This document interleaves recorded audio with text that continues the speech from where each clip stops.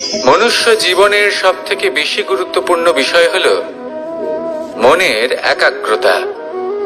এই সংসারের যে কটি মহান কার্য সম্পাদন হয়েছে তা হল মনের এই একাগ্রতার একমাত্র ফল।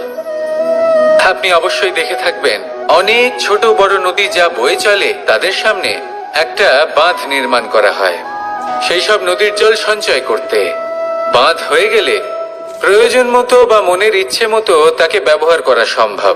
এবার এটাই আমাদের মনের সাথেও সম্ভব। আমাদের মনের একাগ্রতা আজকের দিনে দাঁড়িয়ে বিভিন্ন ধরনের বিকার, ক্রীড়া এবং ভোগের মধ্যে ভাগ হয়ে গেছে। একে একত্রিত করতে হবে, একটা বাঁধ নির্মাণ করতে হবে, কর্মের বাঁধ।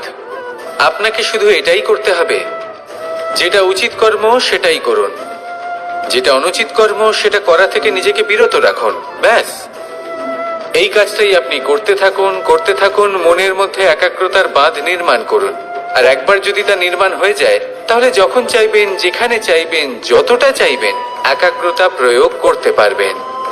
আর একবার যদি আপনি এটা শিখে যান তাহলে এই সংসারকে বদলে ফেলার মতো কাজ আপনি করতে পারবেন, সমাজকে শোধরাবার মতো কাজ করতে পারবেন। তাহলে এই মনকে একাগ্র করুন আর আমার সাথে ভালোবেসে বলুন, রাধা রাধা।